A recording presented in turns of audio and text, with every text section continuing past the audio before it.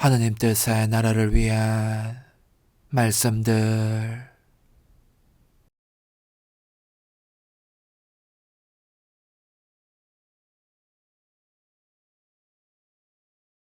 천상의 책 36권 46장 1938년 12월 28일 창조주와 피조물 사이의 울림.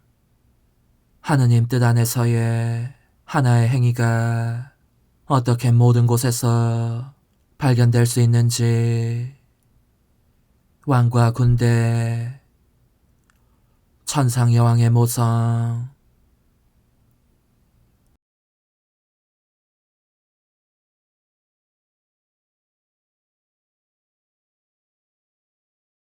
내 불쌍한 마음이 내가 죽어가는 것 같이 느낄 정도로 고통스러운 괴로움에 악몽 아래 있지만 지고한 하느님 뜻의 행위들을 따라하기 위하여 내가 할 수 있는 것을 합니다. 비록 힘들지만 내가 처해 있는 이 고통스러운 상태에서 힘을 얻기 위하여 나의 피신처로서의 하느님 뜻을 찾고 있습니다.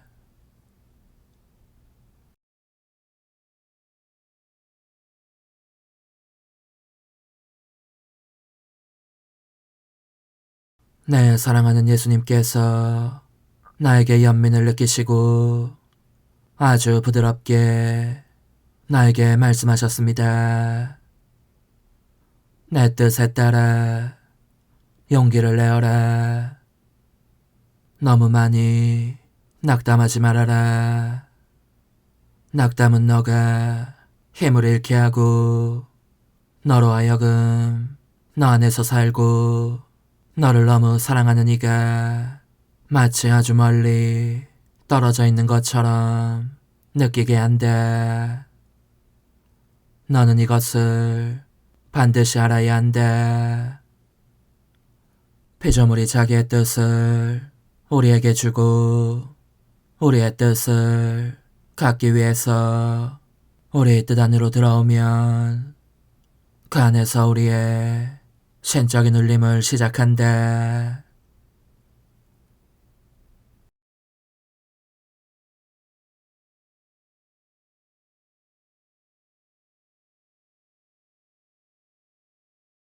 우리가 우리의 신적인 존재 안에서 이 울림을 들으면 우리는 이렇게 말한다. 누가 우리의 존재 안에서 그의 사랑, 그의 호흡, 그의 심장박동을 만들어내는 이렇게 많은 덕을 갖고 있느냐. 아, 그는 우리의 뜻을 인식하고 우리의 뜻 안에서 살려고 들어온 피조물이구나. 환영한다. 우리는 그 보답으로 그에게 우리의 울림을 듣게 하고 하나의 호흡으로 호흡하게 하고 하나의 사랑으로 사랑하게 하고 하나의 심장박동으로 고동치게 할 것이다.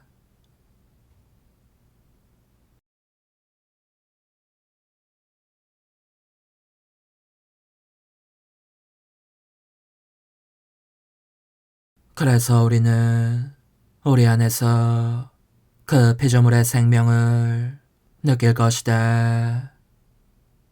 우리는 전혀 외롭게 느껴지지 않을 것이고 그 또한 그 안에서 우리의 생명을 그를 절대 혼자 있게 내버려 두지 않는 그의 창조주의 동반을 느낄 것이다.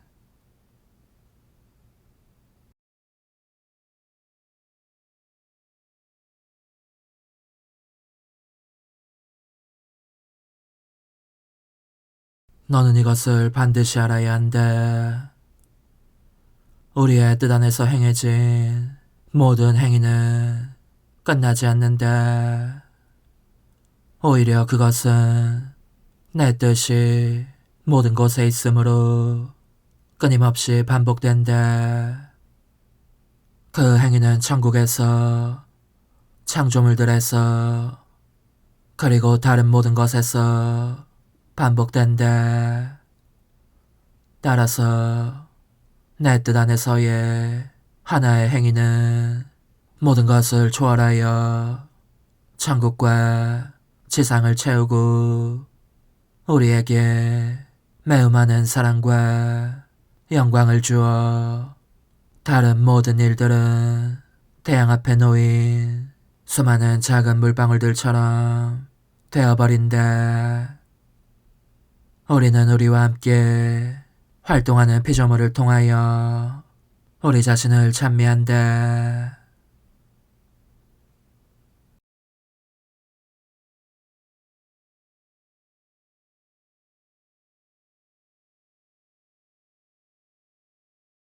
따라서 우리의 뜻 밖에서 아무리 많은 아름다운 일들이 행해진다 하더라도 그것들은 우리의 것이 아니므로 우리를 절대 즐겁게 하지 못한다.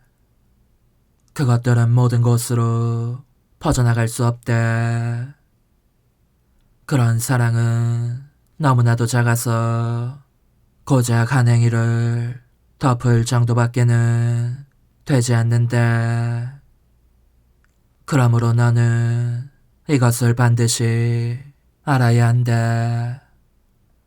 비록 우리가 피조물을 매우 사랑하지만 우리는 품이 없고 아름답지 못하고 발가벗고 보잘것없는 누더기를 걸치고 있는 그와 함께 있는 것을 참을 수 없다.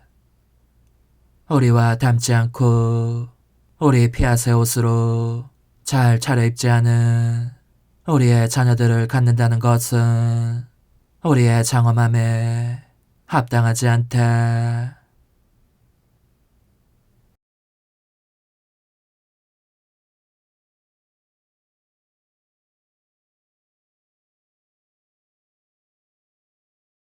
그것은 왕에게 있어서 그의 군대와 신하들이 오물을 뒤집어 쓴 것과 같아. 하나는 눈이 멀고 하나는 불구이고 하나는 기왕을 보는 것 같이 역겹다. 이런 가엾고 불쌍한 사람들로 이루어진 군대에 둘러싸여 있는 왕에게는 그것이 불명예가 아니겠느냐. 그에게 걸맞는 군대를 만드는 것에 신경 쓰지 않는 왕은 비난받아 마땅하지 않겠느냐. 이 왕의 장엄함을 보는 것뿐만 아니라 그의 질서정연하고 멋진 군대를 잘 차려입고 젊음으로 만발한 그들을 보는 것으로도 모두가 경탄에 맞지 않지 않겠느냐. 즐거운 강요들과 군대에 둘러싸여진 왕은 왕이 보기에도 영광이 아니겠느냐.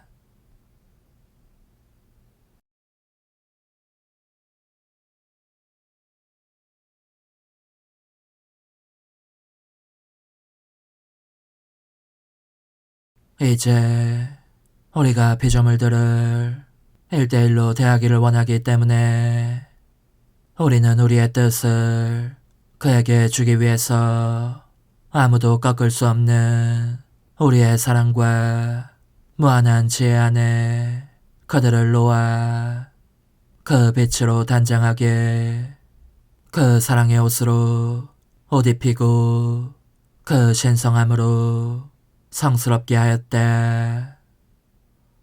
그러니 보아라. 우리의 뜻이 피조물 안에서 다스리는 것이 얼마나 필요한지를. 오직 우리의 뜻만이 우리의 신성한 군대를 형성하기 위한 정화하고 단장할 힘을 갖고 있다.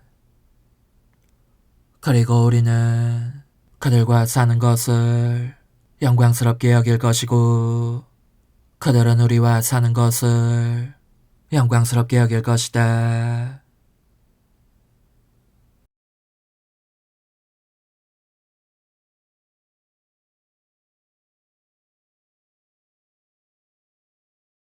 그들은 우리의 센적인 옷을 입고 우리의 모상으로 단장하고 우리를 둘러싼 우리의 자녀들이 될 것이다. 따라서 우리의 뜻은 먼저 정화하고 성스럽게 하고 단정하게 한다. 그러고 나서 그들을 우리와 함께 살게 하기 위하여 우리의 뜻 안으로 들어오는 것을 허락한다. 그뿐만 아니라 피조물이 우리의 뜻 안으로 들어오면 우리의 사랑은 우리 사랑의 비를 그에게 쏟아부어 우리가 그를 너무나도 사랑하는 것을 본 모든 이는 그의 곁으로 달려간다. 천사들과 성인들이 그를 사랑하기 위해 그에게로 달려간다.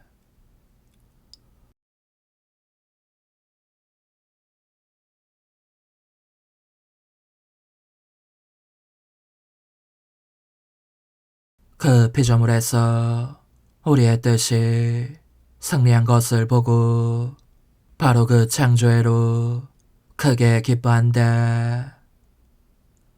그들 모두가 그에게 사랑을 쏟아붓는다. 오, 그들 모두에게 사랑받는 그가 얼마나 아름다운지. 그리고 그는 이 사랑을 너무나 감사하게 느껴 보답으로 모두를 사랑하게 된다.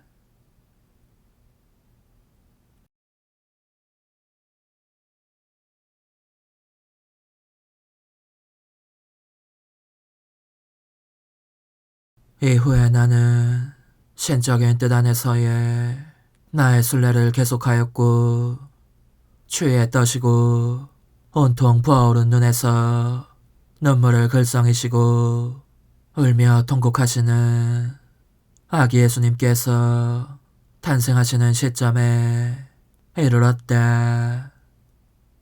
그분은 나를 보시며 도움을 청하셨고 흐느낌과 탄식 속에서 나에게 말씀하셨다.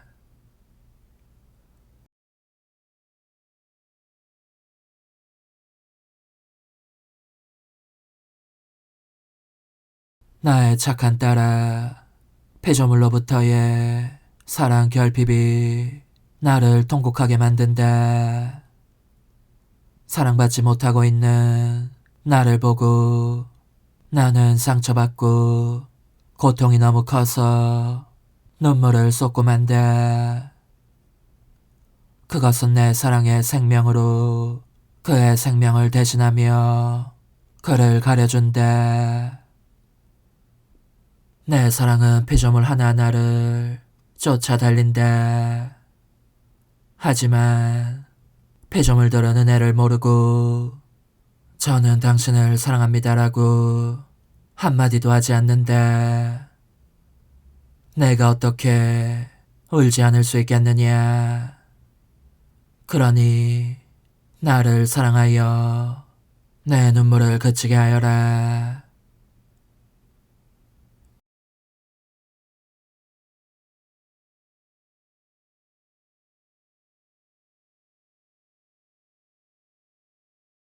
이제 내 딸아, 내 말을 듣고 주의를 기울여라. 내가 너에게 우리 사랑의 큰 놀라움을 얘기해 줄 터이니 하나도 빼먹지 말아라. 나는 너가 내 천상 어머니의 모성의 정도를 알기를 원한다. 그녀가 하신 것, 그녀가 어떠한 대가를 치르셨는지, 그리고 아직도 그녀가 하고 계신 것이 무엇인지를 너는 이것을 반드시 알아야 한다. 이 위대한 여왕은 나를 잉태하시고 빛으로 나를 내놓으시고 그녀의 저주로 나를 먹이시고 내 유년기에 내가 필요로 했던 가능한 모든 보살핌을 나에게 주신 나의 어머니만이 아니었다. 그녀의 모성에 있어서나 그녀의 아들로서의 내 사랑에 있어서나 이것은 충분하지 않았다.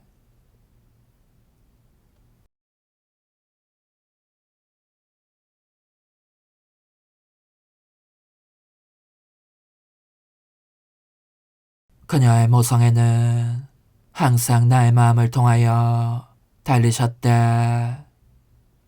그리고 만약 슬픈 생각이 나를 괴롭히면 그 하나하나에 그녀의 모성을 넣으심으로써 그녀의 사랑 안에 그것들을 숨기셨고 입맞추셨다. 나는 항상 진심으로 그녀가 어머니로서의 날개 아래 나를 숨겨 나를 절대로 혼자 남겨두지 않으셨음을 느낄 수 있었다. 내 생각 하나하나는 모든 모성적 관심을 주신 내 사랑하는 어머니에 의해 지켜졌다. 그녀의 모성은 내 호흡과 심장박동 하나하나에 놓여 있었다. 그리고 내 호흡과 심장박동이 내 사랑과 고통으로 숨이 막히게 되면 나의 질식할 것 같은 사랑으로부터 자유롭게 하시고 나의 뚫린 심장에 상처를 치유하시기 위해 그녀의 모성을 가지고 달려오셨다.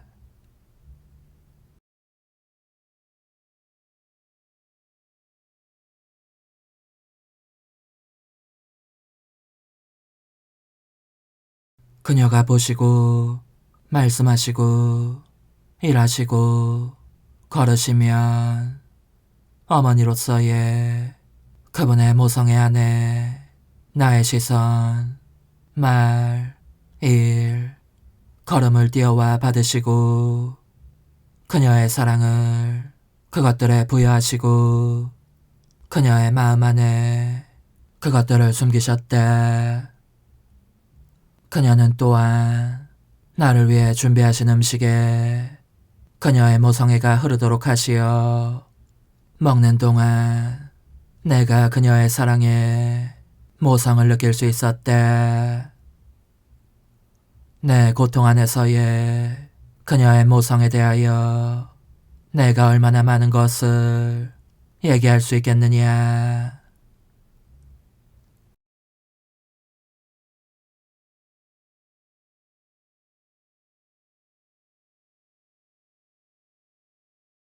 내 고통, 내가 흘린 핏방울들 중에 내 어머니가 느끼지 않으신 것은 하나도 없었다.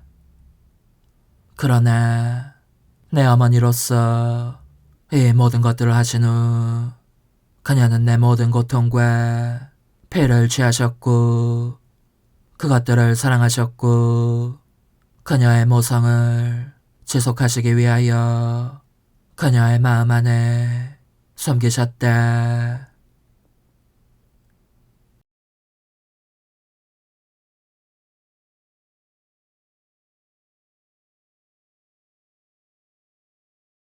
그녀가 얼마나 나를 사랑하셨고 내가 얼마나 그녀를 사랑했는지 누가 얘기할 수 있겠느냐.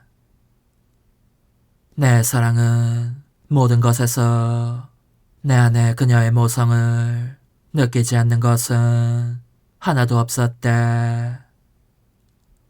그녀는 심지어 내 호흡에서조차 나를 혼자 남겨두지 않으시려 달리셨다고 얘기할 수 있대.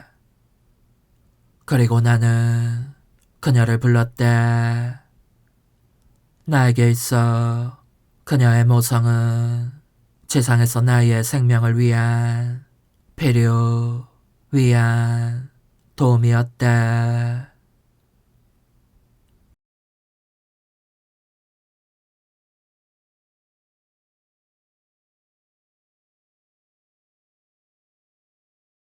자, 내 딸아, 너의 예수와 우리 천성 어머니에 대한 또 하나의 사랑의 놀라움에 대하여 들어보아라. 우리가 모든 것에서 우리 사이의 사랑이 방해를 받은 적은 없었대. 단 하나의 생명을 형성하기 위하여 한 사람의 사랑이 다른 사람의 사랑으로 달렸대. 그러나 피조물들과 같은 것을 하기 위하여 우리가 얼마나 많은 방해, 거부, 배은망덕을 발견했는지 너는 이것을 반드시 알아야 한다. 나와 떨어지실 수 없었던 어머니께서는 내 인성에 안팎에 그녀의 모성을 놓으셔서 그녀의 모성을 모든 피조물들의 일, 발걸음과 모든 고통 안에 놓으심으로써 피조물들의 모든 생각, 모든 호흡, 모든 심장박동과 모든 말에 어머니가 되셨고 그것을 확실히 하셨다.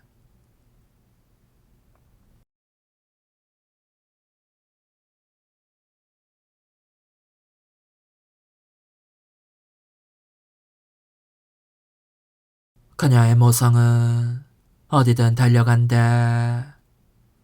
피조물들이 죄로 떨어지는 위험에 처하면 그들이 떨어지지 않도록 그들을 그녀의 모성으로 감싸신다. 그리고 만약 그들이 떨어지면 그들이 다시 설 수 있도록 그녀의 모성을 도움과 방어를 위해 남겨두신다. 그녀의 모성은 또한 선하고 성스러워지기를 원하는 영혼들에게 마치 그들에게서 그녀의 예수를 찾으신 것 같이 그들에게 달려가 그녀의 모성을 놓아두신다. 그녀는 그들 지능의 어머니, 그들 말에 안내자가 되시어 많은 다른 예수들을 기르시기 위해 그녀의 모성애로 그들을 덮어 감추신다.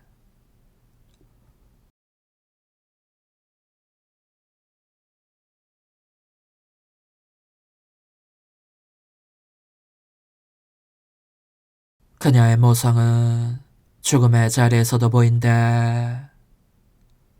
나에 의해 주어진 어머니로서의 권한을 사용하시어 내가 어떠한 것도 거부할 수 없도록 부드러운 말투로 내게 이렇게 말씀하신다. 내 아들아, 나는 어머니이고 그들은 내 자녀들이다. 나는 그들을 구원해야 한다. 너가 나에게서 이것을 허락하지 않는다면 내 모성이 위태롭게 될 것이다. 그리고 그녀가 이것을 말씀하시며 그들을 그녀의 사랑으로 덮으시고 그들을 구하기 위해 그녀의 모성으로 감추신다.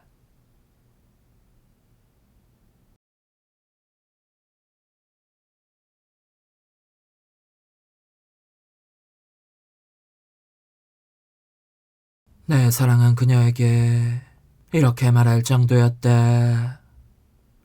어머니, 당신이 모두의 어머니가 되셨으면 합니다. 그리고 그들의 모든 행동에 당신의 모성을 넣으시어 당신의 모성애 안에 감싸여지고 숨겨진 그들을 제가 볼 수 있도록 저를 위해 하신 모든 것을 피조물 모두를 위해서도 하시기 바랍니다. 내 어머니께서는 모든 이의 어머니로서 뿐만 아니라 그들의 행동 하나하나에 모성애를 부여하시는 분의 자격을 받아들이셨고 확실히 하셨다. 이것은 내가 온 인류에게 준 크나큰 은총 중에 하나였다.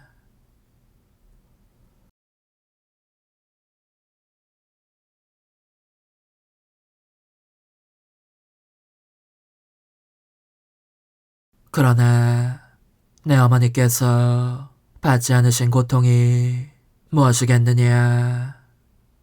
심지어 피조물들은 그녀의 모성을 인식하는 것을 원치 않을, 심지어 그것을 부정할 지경에 이른다. 따라서 모든 천국은 신적인 뜻이 알려지고 다스리시길 기도하고 열망하며 기다린다. 그렇게 되면 이 위대한 여왕께서 그녀의 예수를 위해 하셨던 것을 내 뜻의 자녀들에게도 하실 것이고 그녀의 자녀들 안에서 그녀의 모성이 생명을 갖게 될 것이다.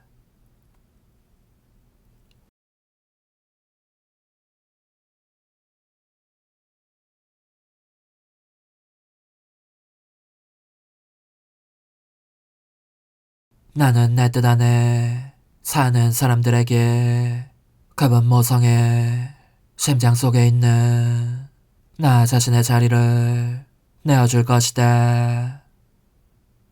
그녀는 그들의 걸음을 인도하시고 그녀의 모성과 신성함 안에 그들을 숨기시어 나를 위해 그들을 키우실 것이다.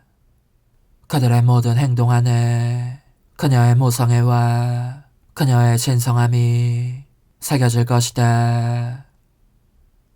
그들은 모든 것에서 나와 같이 그녀의 진정한 자녀들이 될 것이다.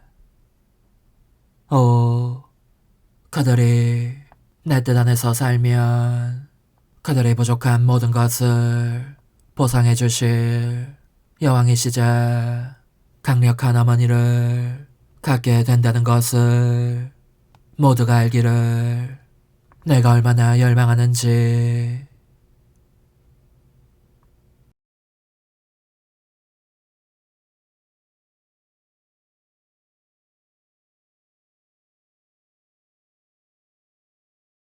그녀는 그들이 하는 모든 것에서 그들과 함께 하시고 그들의 행동을 그녀 자신의 것처럼 만드시어 그분 모성의 무릎에서 그분 사랑의 모성에 의해 양육되고 보호되고 교육된 자녀들로 그들을 키우실 것이다. 이들은 그녀를 행복하게 만들 사람들이자 그녀의 영광과 영예가 될 사람들이다.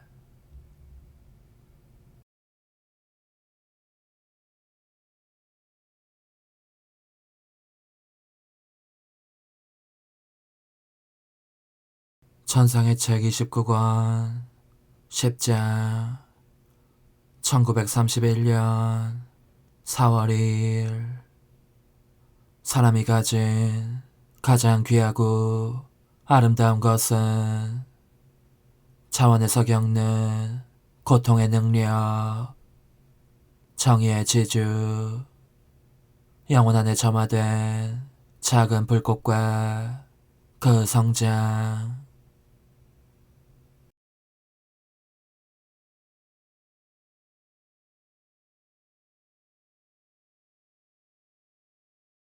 줄곧 거룩하신 의지 안에 나 자신을 맡기고 있지만 나의 일상적인 고통 속에 떨어지는 것에 대해서는 심한 염증을 느낀다.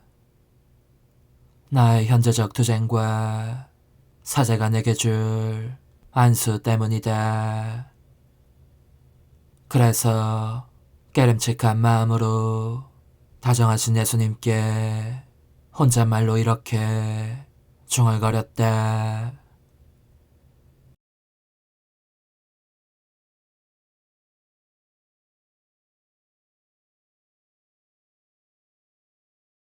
저의 사랑이시여, 저를 그 고통 속에 들어가게 하시렵니까?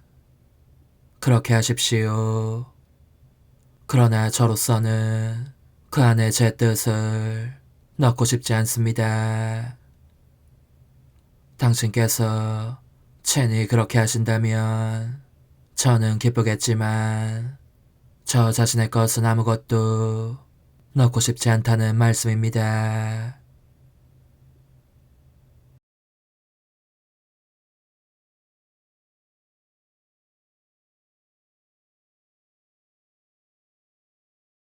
그러자 예수님은 적잖이 언짢아하시며 내 딸아, 나더러 너의 뜻이 없는 고통을 가지고 무엇을 하라는 말이냐 하고 반문하셨다. 나는 그런 고통으로 무엇을 할지 알지 못할 뿐더러 그런 고통이 하느님의 정의나 나의 의노를 진정시키는 데에 사용될 수 있을지 의문이다. 왜냐하면 피조물이 가진 것 가운데에서 가장 아름답고 가장 귀한 것이 그의 뜻이기 때문이다.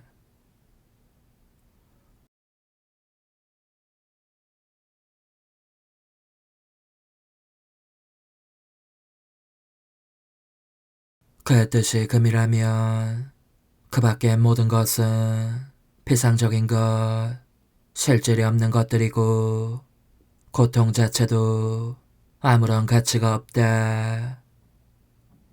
그 반면 자발적인 뜻이라는 금실이 그 고통 안에 들어가면 이것이 그 고통을 다른 아무것도 섞이지 않은 순금으로 변화시키는 힘을 가진다. 그리하여 모든 고통을 차원에서 겪으신 분, 죽음도 피조물에 대한 사랑으로 겪으신 분께 합당한 고통이 된다.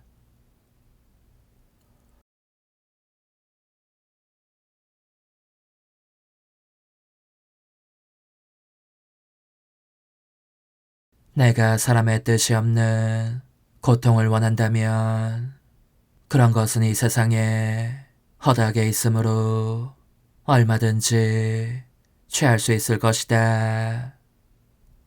하지만 그의 뜻이라는 금실이 없는 까닭에 나를 위한 것이 될 수 없으니, 즉 나를 매혹할 수도 내 마음에 사랑의 상처를 낼 수도 없고 내가 그것 안에서 내 자발적인 고통의 반영을 볼 수도 없다.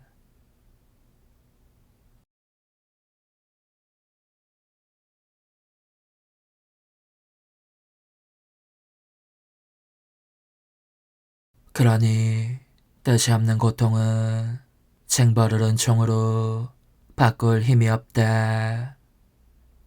속이 텅 비어 있어서 은총 충만은 물론 내 거룩한 마음을 눌러 이길 힘도 없다.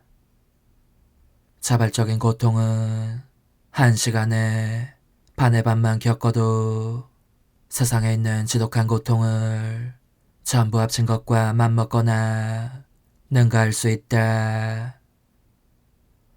세상의 고통은 인간적 차원에 속한 반면 자발적인 고통은 신적 차원에 속하기 때문이다.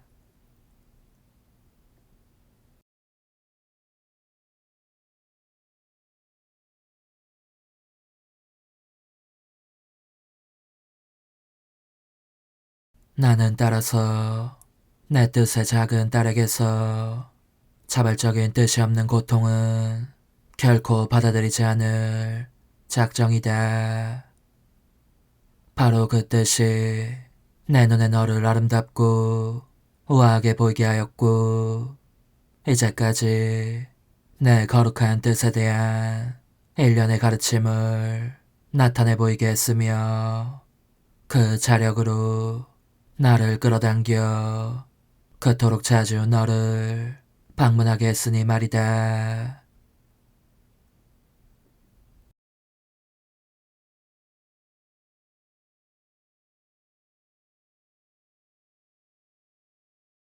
이처럼 너의 뜻은 나에 대한 사랑으로 자진해서 스스로를 바친 까닭에 나의 미소, 나의 즐거움이 되었고, 나의 비통을 기쁨으로 바꾸는 힘을 가지게 되었다.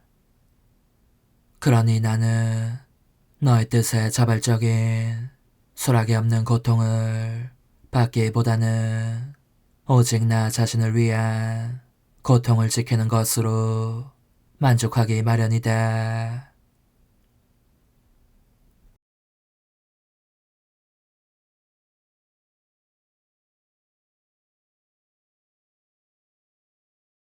그럼에도 너가 그렇게 너의 뜻에 자발적인 동의가 없는 고통을 겪고자 한다면, 얼마나 품격이 떨어질지. 내 뜻의 딸이라는 고결한 칭호와 그 귀한 특성을 상실한 채 인간적인 뜻의 자녀들의 낮고 천한 수준으로 추락할 것이니 말이다.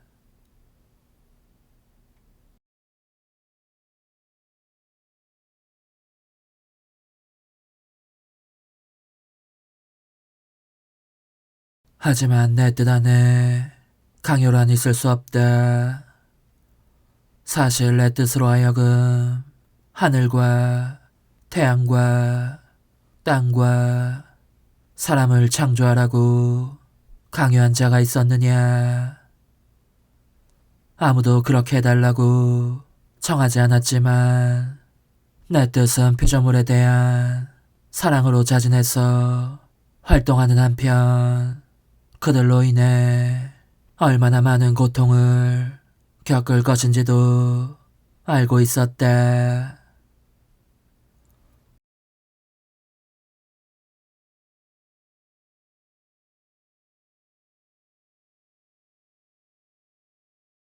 따라서 내게 필요한 사람은 내 뜻으로 살기를 원하는 사람이다. 강요는 속된 인성, 무기력, 변덕 속에 작용하는 것이니, 강요로 마지못해 움직이는 것이야말로 인간 뜻의 본디 모습이다.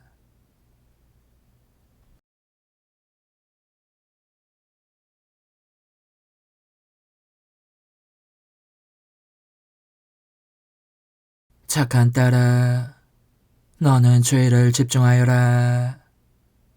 나와 너 사이에 그 무엇도 변경하면 안 된다. 그러니까 내 마음을 아프게 하는, 몹시 아프게 하는 이 고통일랑은 깨치지 마라.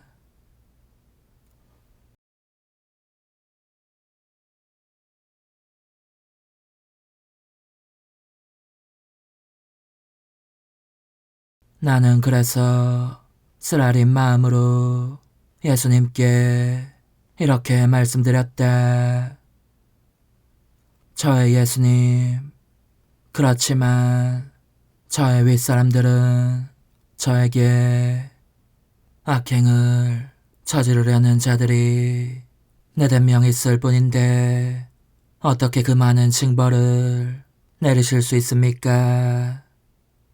오히려 그만큼 많은 죄악 때문에 징벌을 내리신다고 해야 옳지 않겠습니까? 하고 말합니다. 그리고 아시다시피 그들은 다른 말도 많이 합니다.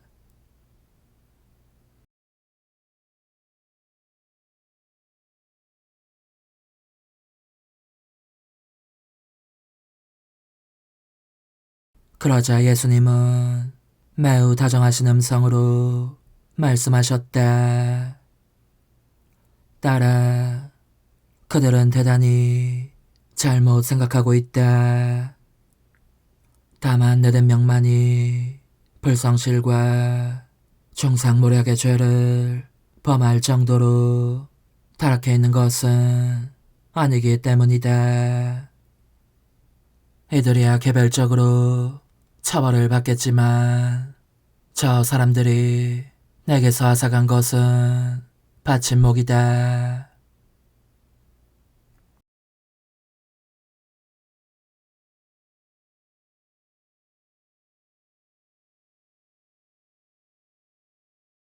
너의 고통이 내게 받침목으로 쓰였는데 그것을 그들이 앗아가자 내 정의가 자신을 받쳐줄 지주를 찾아내지 못한 채 기댈 것이 없는 처소에 남아있었다.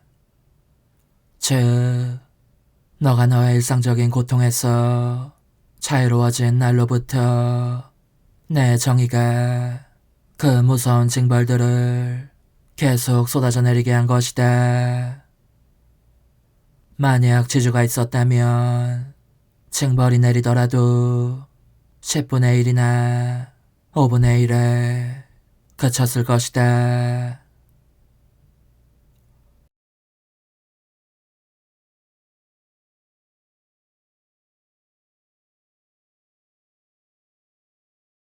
왜냐하면 그 지주는 자발적인 고통으로 나에 의해 형성된 것이고 자발적인 고통은 하느님의 힘 안으로 들어가는 것인 까닭이다. 그러기에 내가 너의 고통 안에서 나 자신을 지주로 삼아 내 정의를 떠받쳤다고 말할 수 있는 것이다.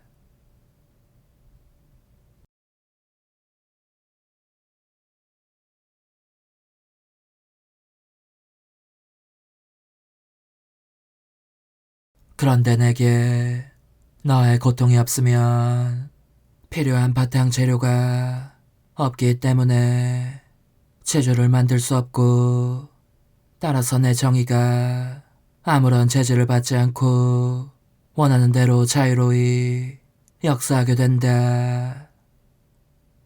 이를 보고 저 사람들은 깨달아야 한다.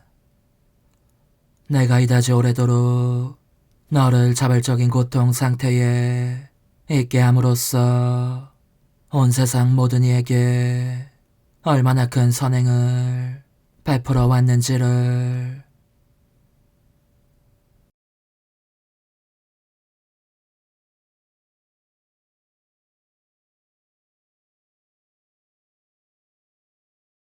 고론의 정의가 온 땅을 계속 뒤흔들기를 바라지 않거든. 너의 자발적인 고통을 내게 거절하지 말아다오. 내가 도와줄 테니 두려워하지 말고 활동은 내게 맡겨라.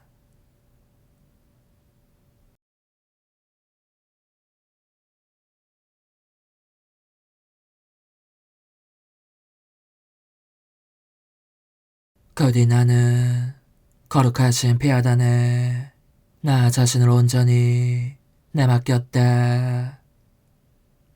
내가 예수님께 뭔가를 거절하고 있지는 않을까? 그렇다면 내가 항상 하느님의 뜻을 실행한다고 할 수는 없지 않을까 싶은 두려움도 함께 내맡겼다. 이런 두려움은 내 영혼을 갈라 찢으며 불안하게 하기 때문이다.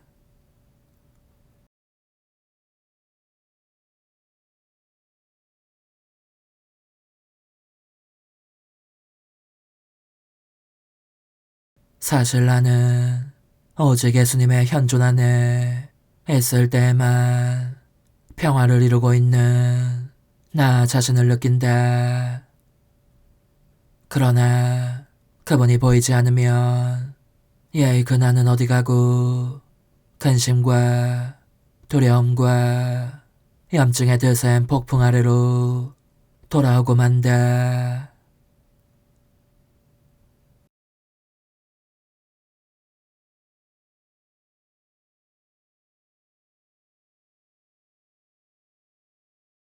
그러자 다정하신 예수님께서 이렇게 격려의 말씀을 덧붙이셨다.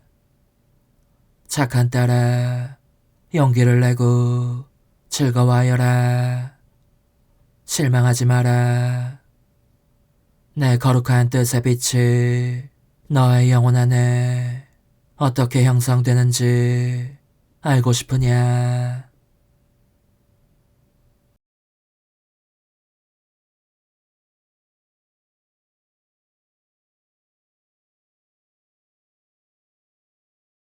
거듭된 열망은 그만큼 많은 입김과 같다.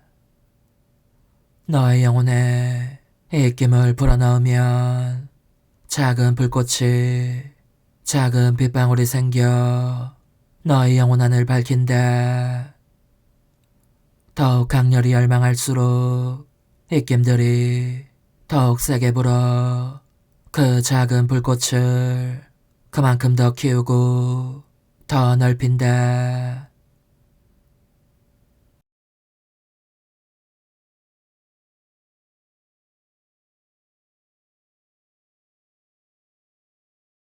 반면에 입김을 멈추면 그 작은 불꽃은 꺼질 위험이 있다. 다시 점화하려면 참되고 항구한 열망이 필요하고 그 빛을 더 키우고 넓히려면 사랑이 필요하다. 사랑이 빛의 씨앗을 품고 있기 때문이다. 그런데 너의 열망의 그 입김에 가연성, 불에 타기 쉬운 성분이 없다면 거듭거듭 불어도 아무 소용이 없을 것이다.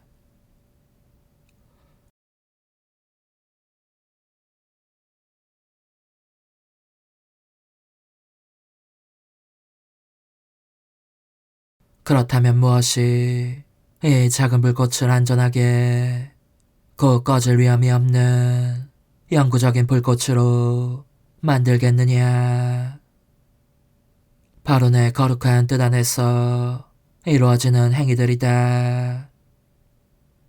꺼질 줄 모르는 빛인 이 행위들은 우리 성삼위의 영원한 빛으로 그 작은 빛을 비추어 언제나 살아있고 언제나 자라나는 빛이 되게 한다.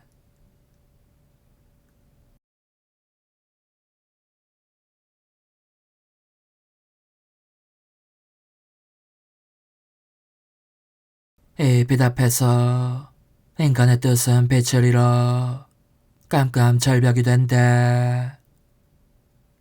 그러면 자신이 아무것도 볼 수 없는 소경임을 깨닫고 더 이상 행동할 권리를 느끼지 못하게 된다. 결국 그 가련한 피조물에게 평화를 주는 것이다.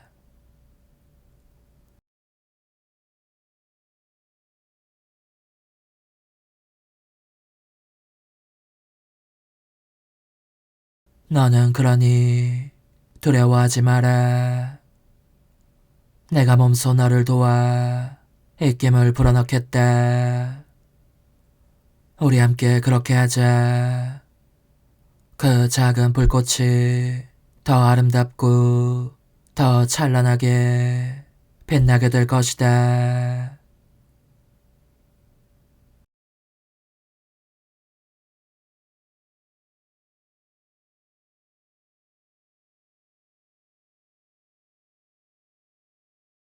찬상의 책 29권 12장 1931년 4월 16일 결단력 있는 영혼들의 용기. 여섯 천사와 그 선두에 계신 예수님. 하느님 뜻 안에서 수행되는 행위는 무한한 가치의 보증이고 영원한 보증, 끊어질 줄 모르는 사슬이다.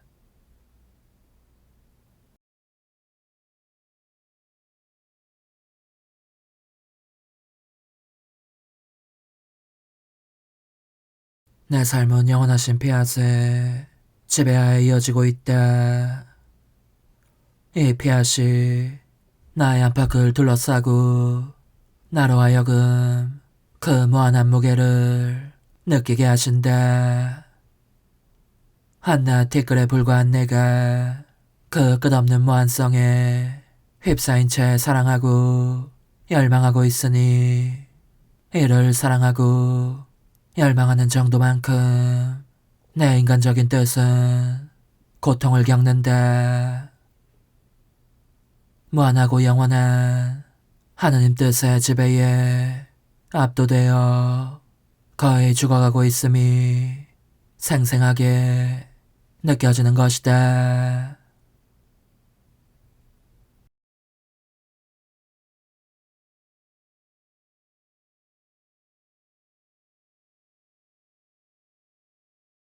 저의 예수님, 도와주십시오. 고통스러운 처지에 놓여있는 저에게 힘을 주십시오. 제 변변찮은 심장이 이토록 많은 고통 속에서 피를 흘리며 배신처를 찾고 있습니다. 저의 예수님, 당신만이 저를 도울 수 있습니다. 오, 부디 도와주소서. 저를 버리지 마소서.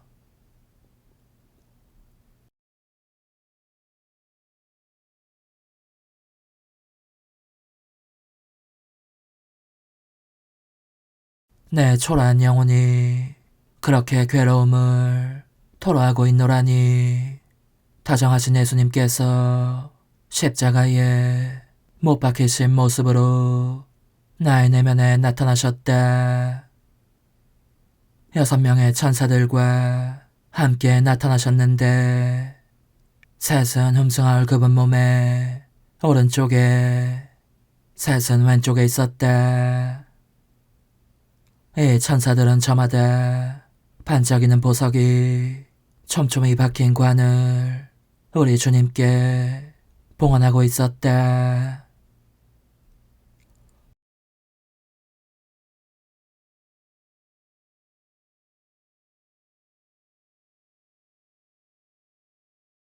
내가 놀라워하며 보고 있자니 사랑할 예수님께서 이렇게 말씀하셨다. 내 딸아, 용기를 내어라. 용기는 결단력 있는 영혼들의 품성이기에 선을 이루어낸다. 그들은 어떤 폭풍이 닥치건 침착하다. 온누리가 뒤흔들리도록 요란하게 천둥 소리가 나고 번쩍이는 번개와 쏟아져 내려지는 폭우를 맞지만 그럼에도 그들은 그물로 몸을 씻고 더욱 아름다운 모습으로 나올 따름이다.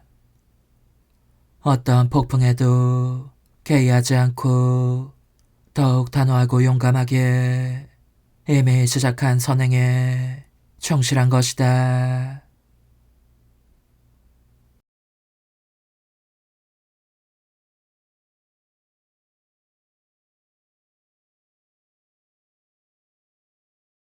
실망은 우유부단한 영혼들의 성정이기에 결코 선을 이루어내지 못한다.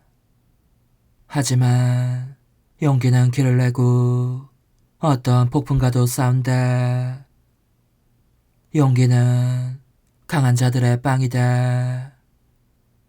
용기는 어떠한 싸움에서나 이길 줄 아는 도전자다.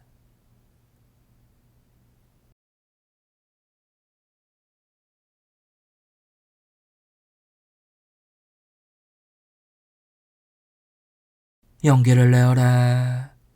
착한 딸아, 두려워하지 마라. 대체 무엇이 두려우냐? 나는 너를 수호하도록 6명의 천사들을 보내주었다. 이들은 각자 내 영원한 의지에 끝없는 길을 통해 너를 인도할 사명을 띠고 있다.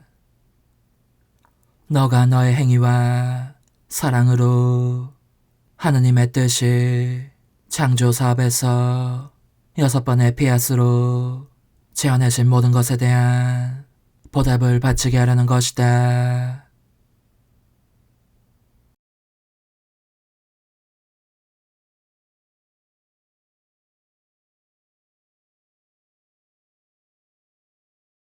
그러므로 각 천사마다 하나의 피앗과 그 피앗에서 나온 것이 다 맡겨졌다.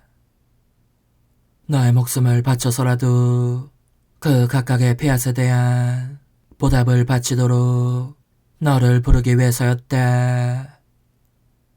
이 천사들은 따라서 너의 행위들을 모아 화관을 만들었다.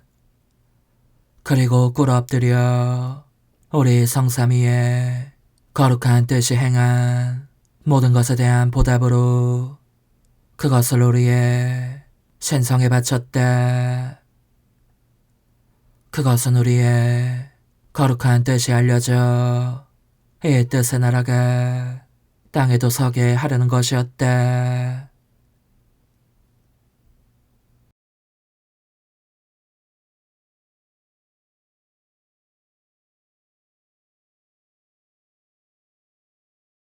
그뿐만 아니라 내가 이 천사들의 선두에서 매사에 너를 인도하며 돌보아주고 필요한 행위들과 그 사랑을 너 안에 형성한다. 너가 우리 지고한 의지에 많고도 위대한 작품들에 대해 보답할 만큼 충분한 사랑을 가지게 하기 위해서다.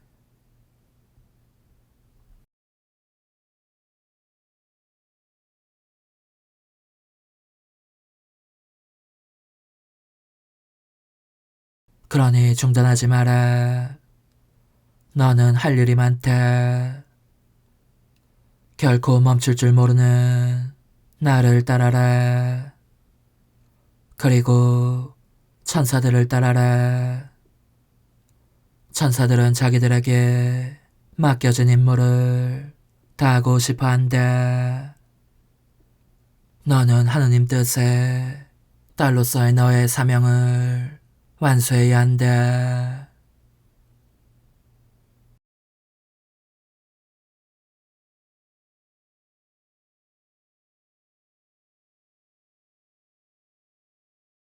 그 후 나는 근심에다 두려움마저 느끼며 속으로 이렇게 혼잣말을 하였다. 너무 고통스러운 상황에 처해 있어서인지 이 오래 계속되는 폭풍에 때로는 내가 굴복할 것 같은 느낌이 든다. 끝날 조짐이 보이기는커녕 더욱 거세지고 있는 것 같은 이 폭풍에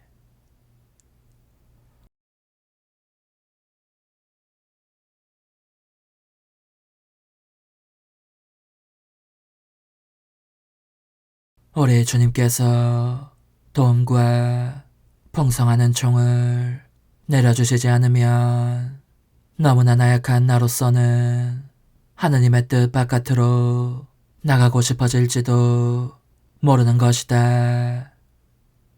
만약 그렇게 된다면 결코 그런 일은 일어나지 말기를. 불쌍하게도 나는 모든 것을 잃고 말 것이다.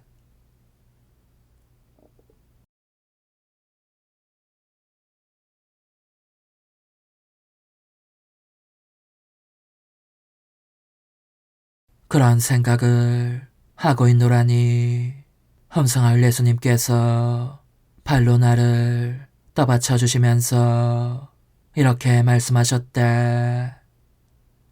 딸아, 내 거룩한 뜻 안에서 하는 행위들은 영구적이고 하느님에게서 떨어져 나갈 수 없는 것임을 알아야 한다.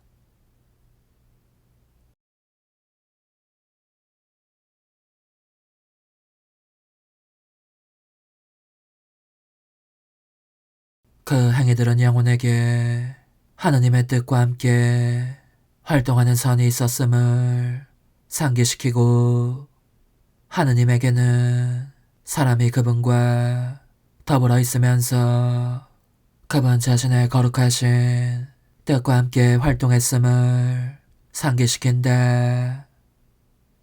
이 행복하고 활동적이며 거룩한 기억으로 말미암아 우리는 곧 하느님과 영혼은 언제나 서로에게서 눈길을 떼지 않는다.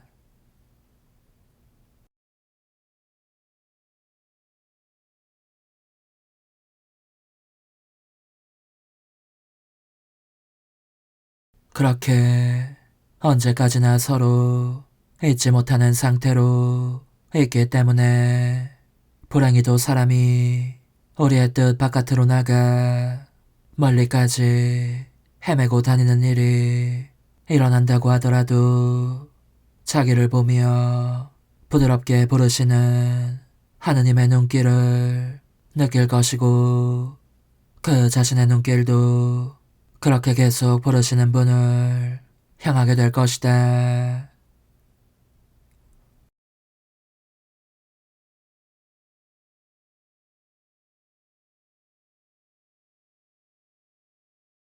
그런 고로 설령 밖으로 나가 헤매고 다닐지라도 사람은 자기를 창조주의 팔 안으로 끌어당겨줄 강력한 사슬을 그 저항할 수 없는 사슬의 필요를 느끼기 마련이다.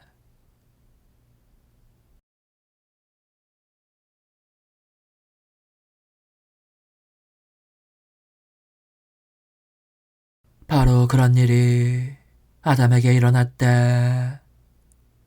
그의 삶이 내 거룩한 뜻 안에서 시작되었기 때문이다. 비록 죄를 짓고 에덴 동산에서 쫓겨나 평생토록 떠돌아다녔지만 그렇다고 해서 아담이 길을 잃었겠느냐? 아니다. 결코 그렇지 않다.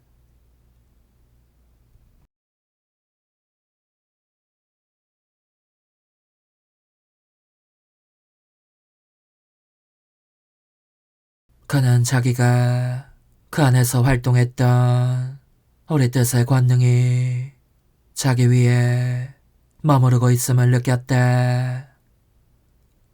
자기를 지켜보는 우리의 눈길을 느꼈고 그의 행위들의 첫 열매가 우리의 뜻 안에서 생명을 취했던 그 소중한 기억뿐만 아니라 우리의 눈길이 자기의 눈길을 끌어당겨 우리를 보게 하는 것도 느꼈다.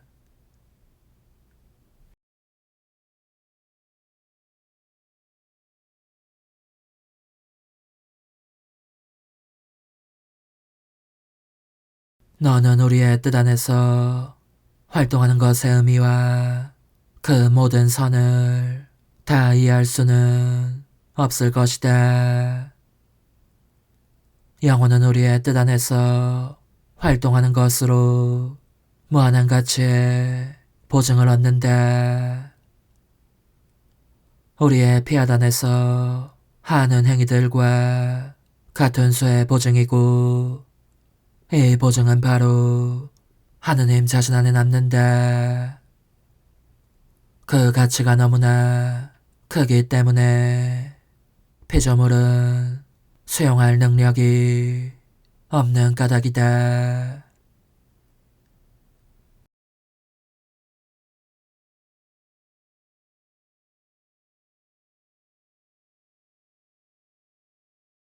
그런데 혹시 너는 이런 생각을 한 적이 있느냐? 우리가 피조물의 이 무한한 가치의 보증들을 가지고 있는 동안 이들의 임자인 그 피조물은 사라지게 할지도 모른다고. 아, 아니다. 아니고 말고. 그런즉 두려워하지 마라. 우리의 뜻 안에서 수행되는 행위들은 영원한 보증이요 끊어질 줄 모르는 사슬이다.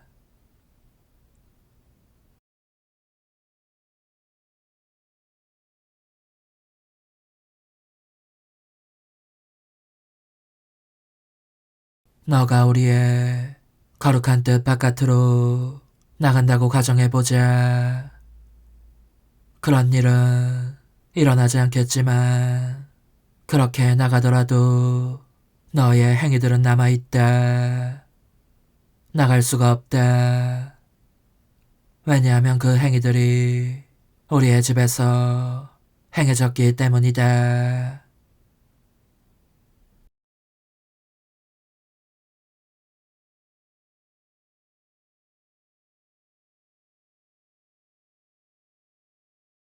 피조물이 소유권을 가지는 것은 우리의 집에 곧 우리의 뜻 안에 남아있을 때 하나인데 우리의 뜻 바깥으로 나가는 즉시 그 권리를 잃고 마는데 저 행위들이 너무나 강력해서 저들의 임자를 다시 불러들일 수 있는 것이다.